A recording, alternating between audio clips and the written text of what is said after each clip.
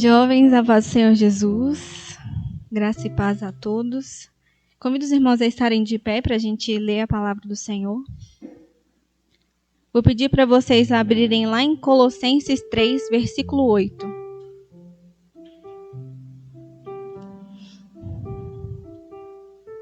Colossenses 3, 8. Espero que todos tenham lido. Colossenses.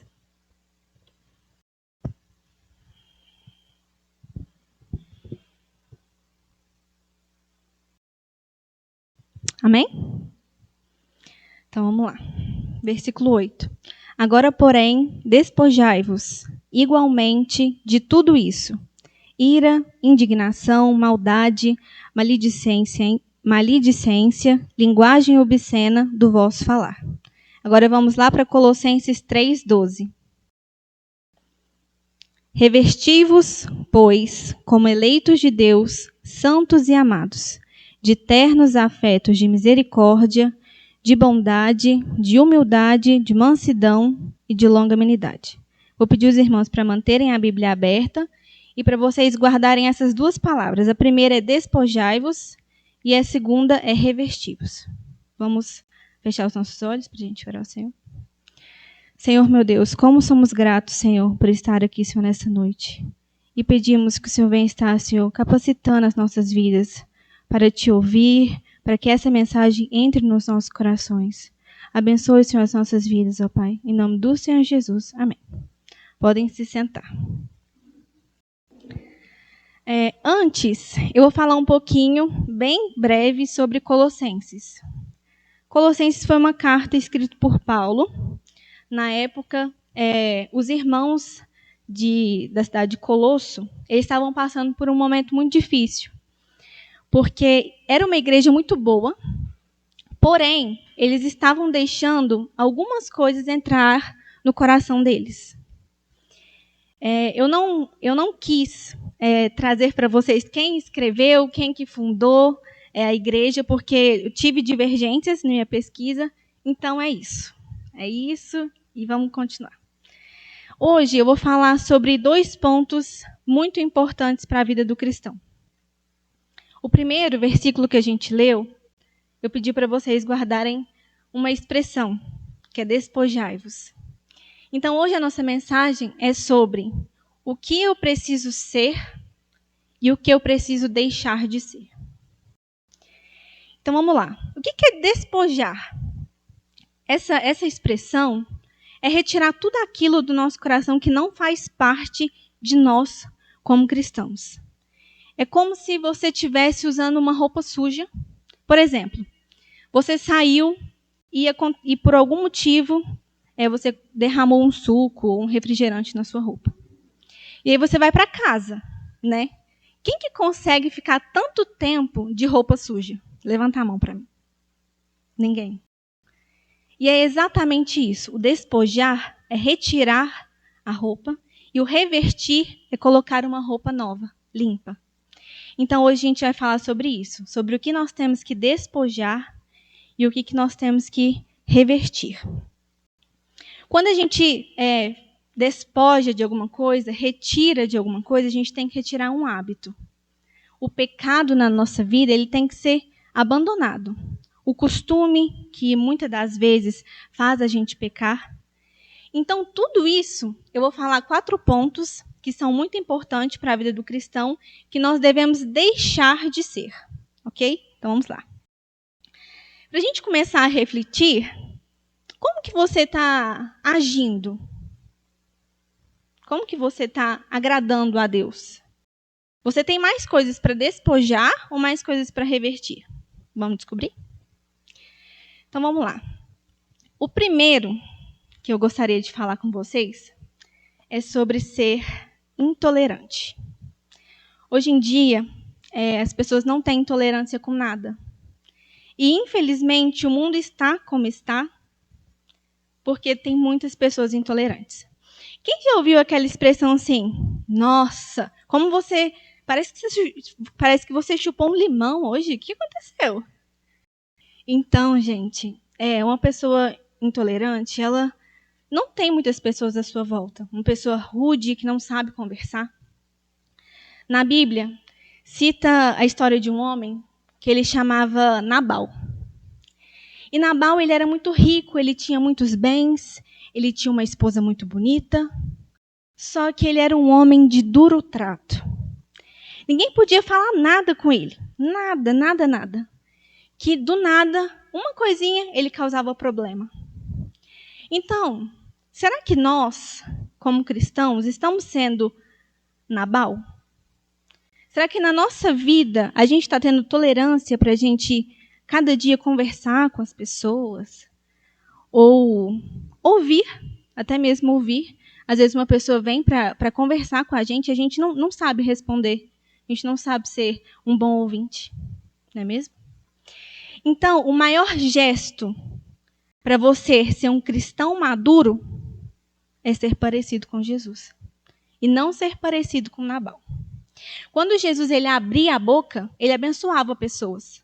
Ele curava, ele deixava os tristes felizes. Então, o que nós estamos fazendo para ser menos intolerante? Então, esse é o primeiro ponto que a gente tem que pensar. O segundo ponto que a gente tem que despojar da nossa vida é deixar de ser pessimista. Então, quantas vezes que às vezes conversamos com alguma pessoa e ela só te traz coisas ruins. Como foi seu dia? Nossa, meu dia foi péssimo. Nada na minha vida tá bom. Uma pessoa que só reclama. Quem que consegue ficar do lado de uma pessoa assim? Às vezes você vai todo animado para contar alguma coisa, uma novidade. Por exemplo, a Sara chega para mim e fala assim: Maria do céu, passei no Enem. Nossa, amiga, pelo amor de Deus, você vai embora? Não acredito. Ah, não, pelo amor de Deus, não faz isso não. Você acha que ela vai gostar?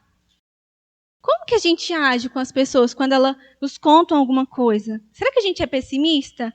Será que a gente vê tudo com os olhos de óculos escuros? Cinzento? Sem cor? Então, a partir do momento que a gente começa a ser pessimista, a gente começa a ser pessoas mais tristes. Pessoas que a gente não tem ninguém ao redor. Então, a primeira coisa, deixar de ser intolerante. E a segunda, deixar de ser pessimista. Terceira coisa, deixar de ser hipersensível. O que é isso, hipersensível? Sabe aquela pessoa que você tem que sempre pisar em ovos para você poder chegar nela e falar alguma coisa? Nossa, não vou falar isso não, porque a irmã vai achar ruim. Ou ela vai deixar de ir no culto. Irmãos, a nossa vida não se trata só de nós. O mundo em si, ele é cheio de coisas ruins, mal. E por que nós, jovens, pela vida que temos Jesus no coração, somos jovens cristãos, nós temos que agir dessa maneira? Será que a gente está agindo como as pessoas agem lá fora? Como será que as pessoas olham para nós? Por exemplo, teve um evento de jovens. É um exemplo, tá, gente? E aí, muitos jovens se prontificaram a ajudar. E, certa vez, um homem chegou e, por exemplo, falou assim, não faz assim, faz de outro jeito, vai ficar melhor. E aí você vira e fala assim, nossa, não vou naquela igreja mais. Porque eu fui ajudar e todo mundo me criticou. E quem disse que o cristão não pode ser criticado? Muitas das vezes, irmãos, nós vamos ser chamados a atenção. Nós temos que pegar isso para a nossa vida como uma lição. E não simplesmente ficar magoado ou ser hipersensível. A hipersensibilidade também é chamada de orgulho. Então, se nós somos pessoas orgulhosas e deixamos isso tomar o nosso coração, nós acabamos caindo. Vou dar um exemplo para vocês. Vocês sabem por que o rei Saul se desequilibrou emocionalmente? Alguém tem alguma noção? Não? Pois é, foi por causa de uma música. O que aconteceu? Na época, Davi, ele era guerreiro. E aí, muitas pessoas começaram a cantar uma música. Saul matou os seus milhares e Davi seus 10 milhares. E isso se prolongou por várias semanas. E o rei Saul ficou ouvindo aquilo. E aí ele pensou assim, nossa, mas tem alguém mais honrado que eu, que sou o rei? E isso ele deixou que o coração dele fosse atribulado da hipersensibilidade. A gente tem mais facilidade de chorar com os que choram do que se alegrar com os que se alegram. Por quê? Porque nós somos hipersensíveis. Queremos tudo para nós somos egoístas. Nós somos pessoas que não queremos dividir nada com ninguém. Muitas das vezes, pessoas vêm nos contar alguma coisa e a gente não fica feliz de verdade. Então, irmãos, não há nada melhor do que mudar esse pensamento e pensar, nossa, Deus morreu por mim e eu ajo assim?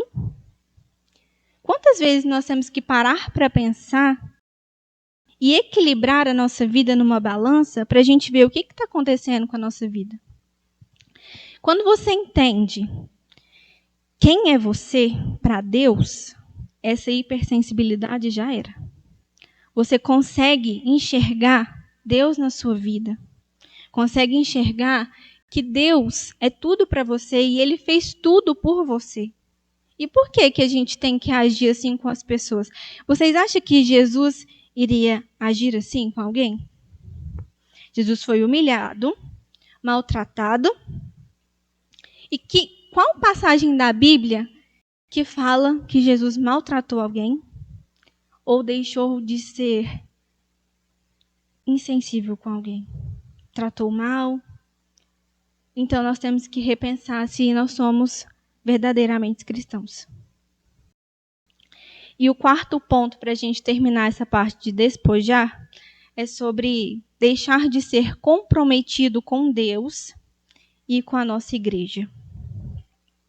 Gente, eu não estou chamando a atenção de ninguém, tá? Só para deixar bem claro. Essa palavra também é para mim, porque quando eu li, eu fiquei assim, meu Deus, o que eu estou fazendo da minha vida? Enfim. Vamos lá.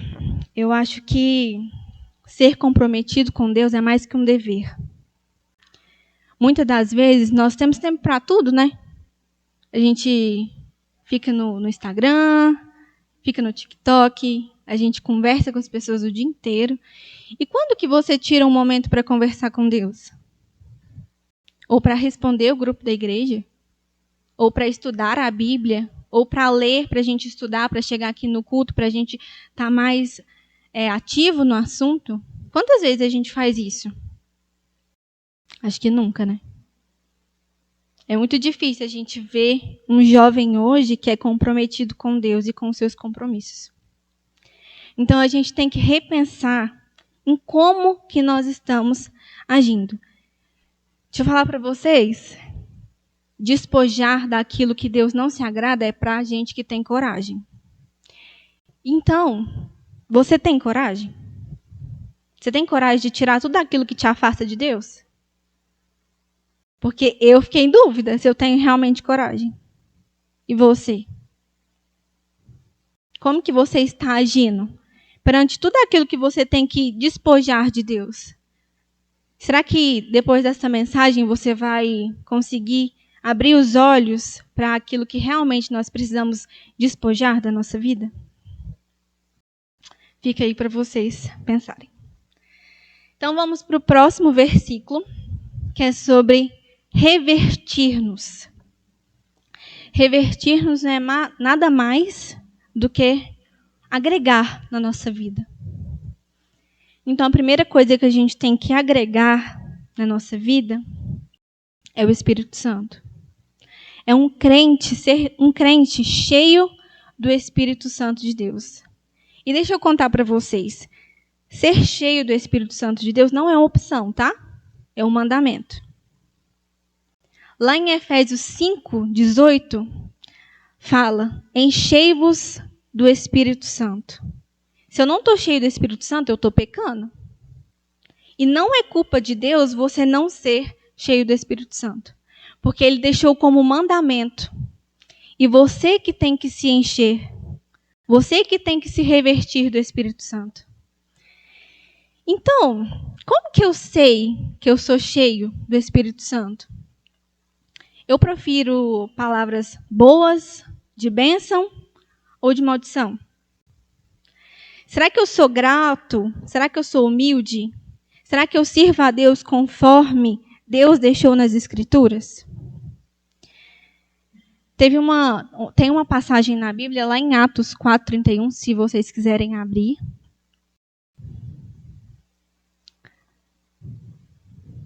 Que fala um pouquinho de algumas pessoas que estavam cheias do Espírito Santo. O que elas faziam quando elas estavam cheias do Espírito Santo? Tendo eles orado, tremeu o lugar onde estavam reunidos. Todos ficaram cheios do Espírito Santo e com intrepidez anunciavam a palavra de Deus. Você, então, está cheio do Espírito Santo? Você fala da palavra de Deus, anuncia que Ele te ama, que Ele ama o próximo, que Ele vai voltar, que Ele tem que estar cada dia preparado para a volta de Jesus? Ou você simplesmente sai na rua como se não fosse crente? Como se não fosse um cristão? A segunda coisa que a gente deve ser é uma pessoa amorosa. Vamos ler lá em João 13, 34 e 35.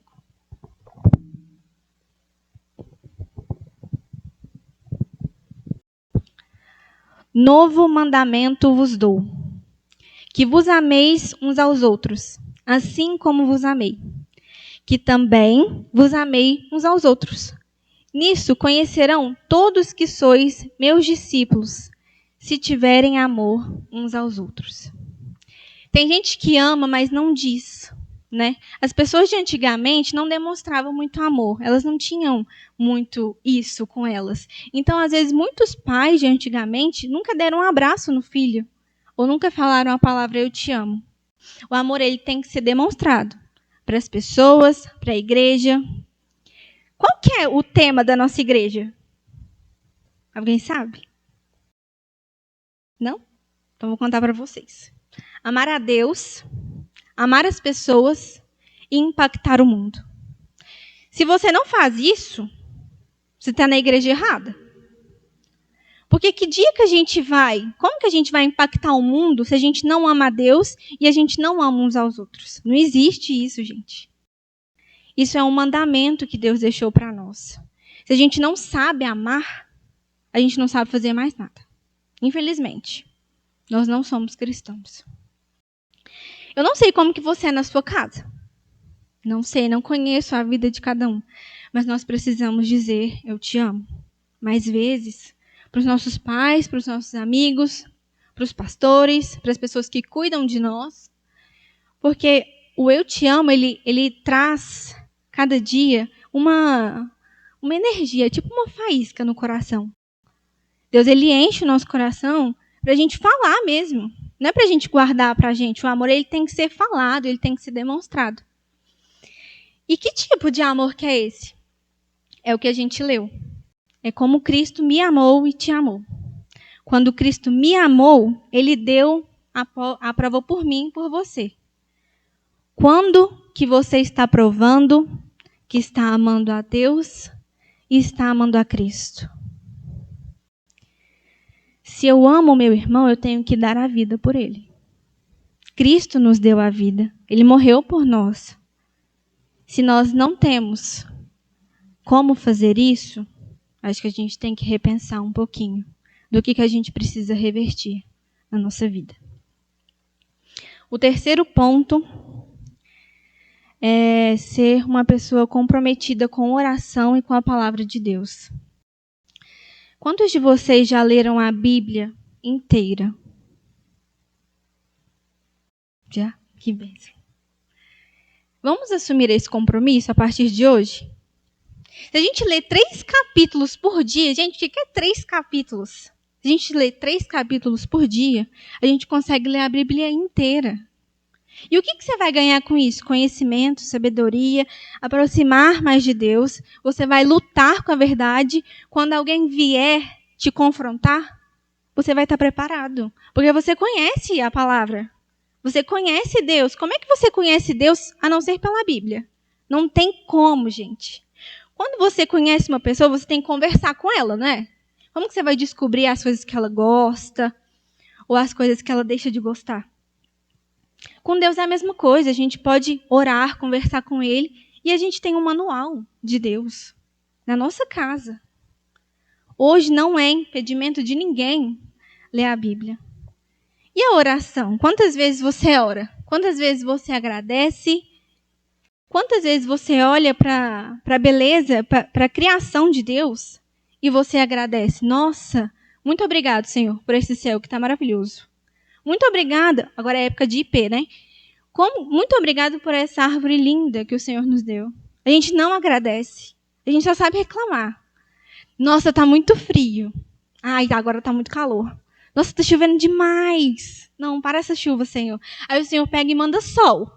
Aí, não, mas está muito calor. A gente nunca está satisfeito. Nunca. Então, quantas ideias distorcidas que nós temos hoje na nossa cabeça? Eu creio que a gente precisa mudar muito. A gente precisa despojar de muita coisa e revertir mais ainda. E a última coisa que eu separei para falar para vocês hoje é a gente ser uma pessoa alegre. É tão bom estar num lugar alegre, não é? Quando você chega e você sente que o clima ali, aquelas pessoas são alegres. A alegria é a marca do crente. É a marca do cristão. Lá em Filipenses 4:4, diz assim: alegrai-vos sempre no Senhor. Outra vez digo, alegrai-vos. Não é uma opção você ser alegre. Jesus é a nossa alegria. O fruto do Espírito é a alegria. O reino de Deus é a alegria. E a ordem de Deus é alegrai-vos. Quando você está num ambiente alegre, você também se sente alegre. Então não é possível ter um verdadeiro encontro com Deus, ter um verdadeiro encontro com o Evangelho, você ser co-herdeiro de Deus, você ser amado por Ele e não ser alegre. É impossível. Impossível. Você é uma joia preciosa de Deus. Como que você vai ser triste? Um cristão triste? Eu nunca vi. Porque um cristão, ele tem Jesus como a sua fortaleza e como a sua alegria. A alegria, ela não é uma ausência de coisas ruins e nem a presença de coisas boas. A alegria é Jesus. Então, se nós temos Jesus, nós somos alegres. Nós somos felizes. Vocês sabem a diferença entre ser alegre e estar alegre? O estar, ele é circunstancial, ele depende de circunstâncias para a gente estar alegre. E o ser é essência. O ser, ele é permanente. Se você é feliz, você não depende de circunstâncias nenhuma para ser feliz ou ser alegre. Quando a gente está com algum ente querido machucado ou passando mal no hospital, a gente não vai feliz para o hospital, certo? Mas nós somos felizes. Naquele momento, nós não estamos felizes, mas nós somos felizes. O ser feliz é essência. O estar feliz depende de alguma circunstância. A pessoa que depende de circunstâncias, ela tem um vazio na alma, porque ela não tem a essência, ela não tem Jesus. E agora, para me finalizar, eu vou contar uma história para vocês. Existia um homem que ele morava em Chicago. E aconteceu que, infelizmente, a cidade onde que ele morava pegou fogo. E ele era um homem ele era bem de vida. Só que, infelizmente, abalou ele financeiramente. E aí ele tinha 5 filhos. Aconteceu isso tudo e ele tinha 5 filhos, 4 moças e um rapaz. E em tudo isso que ele estava passando, o filho dele veio a falecer. E aí a dor aumentou, ele estava muito triste pelas circunstâncias, mas ele era feliz, e eu vou provar para vocês.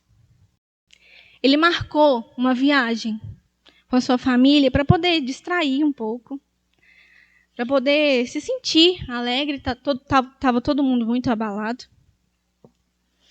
E aí ele marcou para ir para a Europa. Só que aí ele não conseguiu pegar, eles iam de navio e aí acabou que ele não conseguiu pegar o navio e foi a mulher dele e suas 4 filhas. E ele tinha prometido para as filhas e para a esposa que na próxima semana ele iria encontrá-las. Só que nesse percurso, infelizmente, o navio naufragou. E aí, as 4 filhas morreram, infelizmente. E a esposa dele mandou um telegrama dizendo assim: salva, porém só. E aí, ele toma aquele navio, ele pega um navio lá e vai, conversa com o comandante, para ir até o lugar do acidente, para pegar a sua esposa e tudo mais. E, gente, o oceano estava muito, muito, muito tenebroso. Só que aí o Senhor testificou no coração dele uma canção.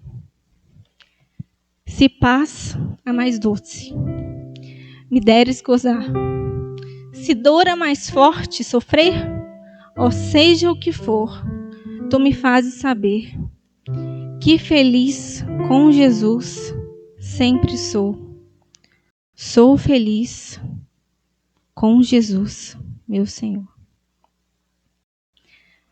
Quando a gente tem a alegria de Deus, a alegria de Jesus na nossa vida, uma pessoa ela nunca muda, porque ela tem uma essência. Se a gente deixar as circunstâncias da vida nos fazerem tristes, nós não temos a essência de Jesus. Então, vamos pegar este exemplo deste homem que não precisou de uma circunstância para a gente ser feliz. Para a gente chegar lá na frente e ter alguma tribulação, porque nós vamos passar. Nós somos cristãos, nós somos provados todos os dias. Mas que você possa, a cada dia no seu coração, falar: sou feliz com Jesus. Que essa seja a sua essência. Que você não dependa de nenhuma circunstância para você ser feliz. Amém?